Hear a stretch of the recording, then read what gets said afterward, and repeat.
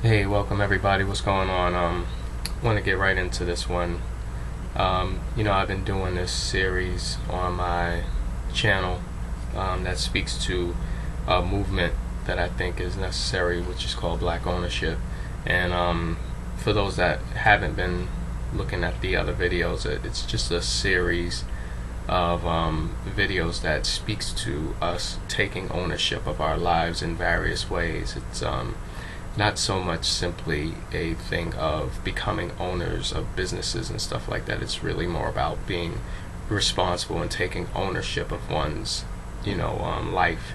And if we all did that as individuals, it would transform organically into its own movement without needing some type of big rallying cry and march and stuff like that. It's really just a matter of starting from within and working out. And I'm making this video as part of the series, but at the same time, this is more of a confessional video. And it's a video basically, this is me calling myself out.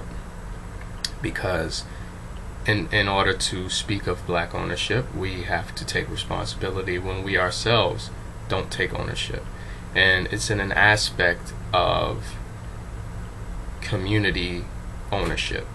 Me being who I am at this stage of my life and what I kind of represent within my own community, I have to tell a story about something that I fell short of, and I'm calling myself out. And I think it's important. It's an important thing as individuals that you call yourself out on your BS. And I did something that I'm really ashamed of it, to be honest with you. It's not something that I just went on with the rest of my day and just dismissed. It bothers me. It happened a few days ago, and it falls under the issue of being a person who has to take ownership of what's going on. One of the things that we don't take enough ownership of as a culture, black culture, is within our communities, especially the urban communities. We always rant about police and the various degrees of, how, are they needed as much, or are they too much, the brutality aspect, things like that. And one of the things that, we need to understand is that we can't expect people from outside to care about what's going on within. You have to care about that before anybody else cares about it. If you're showing people who aren't from where you're from that you don't care about where you're from, that you show a lack of consideration for your own people, well, what do you think that's going to encourage them to do? And how do you think that's going to encourage them to treat you and look at you and view you? Now, it's not about validating them, but it is about earning a certain level of equality and respect. And in order to earn that equality and respect, you have to respect yourself. And we don't respect ourselves within our own communities, and I think that's part of the reason why we don't get the respect that we so complain about. And I can't lie, I think I just contributed in a small way. It was a microcosmic example of what we do wrong within our own community, and this is basically what happens. And I want to apologize to the community. I want to apologize especially to the young girls in this community. And this is why. I was walking down the street, and it was during school dismissal times. You got kids all over the place just leaving, going home, or going wherever they go. And I'm walking behind four young boys. They had to be around middle school age. And they were following behind two middle school girls. So you have girls, set of boys, and then me behind them.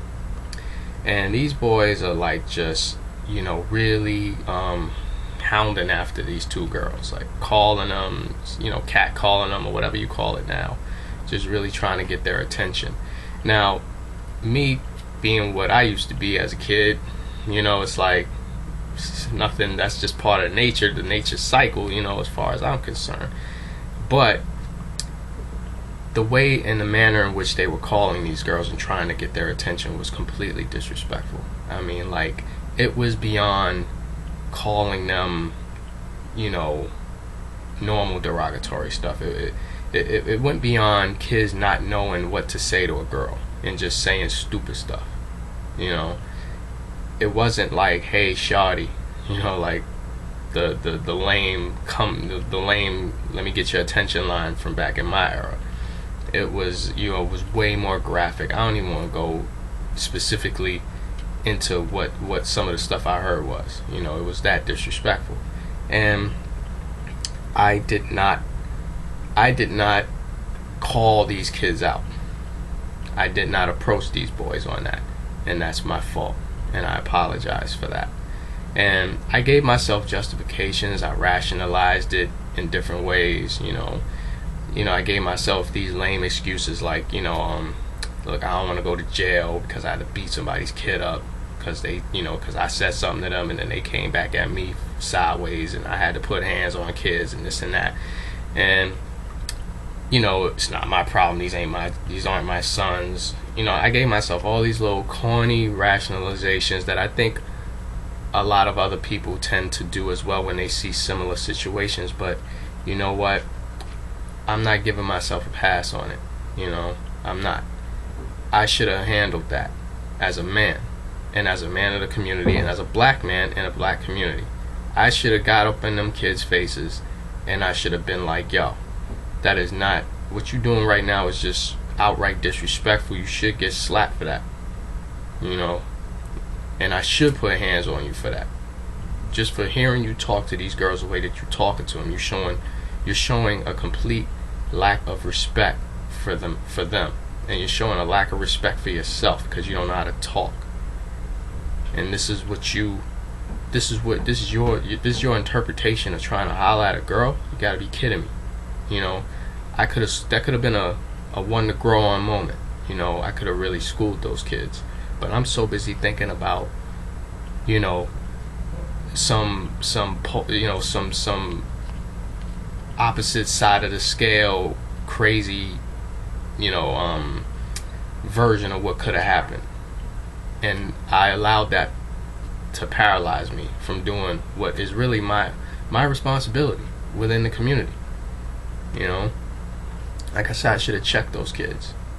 The only thing that I did that I will give myself the tiniest bit of credit for was that I did tell the little girls that I was happy that they did not respond to those boys and give those boys any attention at all, because they didn't, and I applaud them for that. I told them the fact that you didn't show them any attention showed that you let them know that was not the way for them to be talking to you. And if you had shown them any response, even if you was to turn around and curse them back out, that basically gives them permission to continue to talk to you in the manner in which they were talking to you, which in itself isn't fair. You should be able to defend yourself, and it shouldn't come down to it being a girl's responsibility to show a boy how to talk to her correctly. That I understand that even with what I told them, it still falls under a sexist patriarch style of backhanded compliment, and it's not fair, and I understand that it's not fair, and that further added to my own guilt, because as soon as I said it, I thought about it. I said, they shouldn't have had to have done anything. You should have said something. You should have got at them as a man. You should have checked them, and if you had to put hands on them, then so be it, because that's the era that I come from. I came from that era. Dudes in my community, a dude in my community could have been pretty much a crackhead, but he still would have had that community sense of self-policing right to check a kid that was out of line, and they did. Back in my days, a grown man heard you speaking all types of crazy, you would have got handled verbally and otherwise, depending on how you reacted to him. And that's what I should have done, and I didn't. And it bothers me. It really does. But I make this video in one sense to show that this is a problem in our community. You know, I make it to point out a tiny example of what we don't do correctly, and I fell within that. I did not rise above that, and I like to give myself I like to hold myself to a higher standard, and I fell short of it. But I tell you what, it put me in that same situation again, and I'm actually praying that I do get put into that same situation, because I want to redeem myself for that. If you put me in that same situation again, that's not going to happen. You know, and if, like I said, if I got to lay hands on somebody else's kid, then so be it. Because you know what? If I don't do it, and don't do it with the understanding of I'm doing this for your betterment in the future, and I'm not going to OD on you, and you know, I'm not doing something out of hatred for you. I'm doing something out of concern for what I see, and to teach you a lesson. A strong lesson, a harsh lesson, yeah, but a lesson nonetheless. If I don't do it as a member of my community, and somebody who actually understands these kids, at least half understands them, then they'll continue to get worse at what they're doing, and then they'll get handled by somebody who's not from there, who has no concern for them, who doesn't value their life, and might take their life. See, everything is relative, and we don't tend to understand that. Our actions and our inactions or lack of actions, they don't just end right there on the timeline. Those things build to other things. Now, those kids I could have got at them kids, and those kids could have been like, whoa, wow, homie just came out of nowhere and just barked on us. Yo, we gotta watch how we talk, so we don't know who's listening.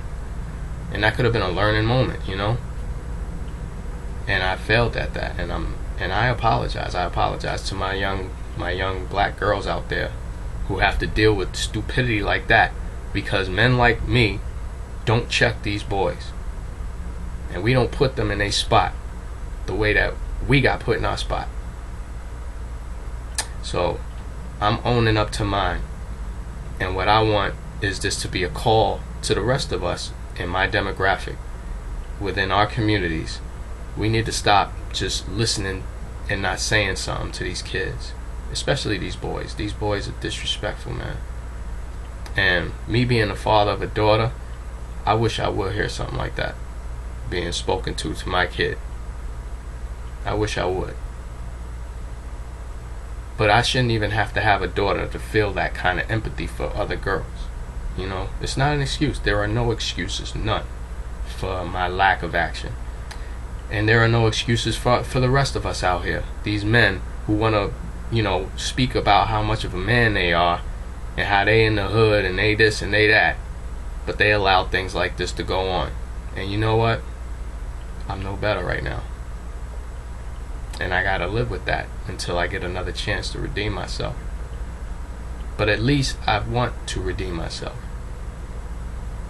But I want the rest of us out here to be those self-policing people within the community that we're supposed to be. We are supposed to be men of the community. It is what we are supposed to do.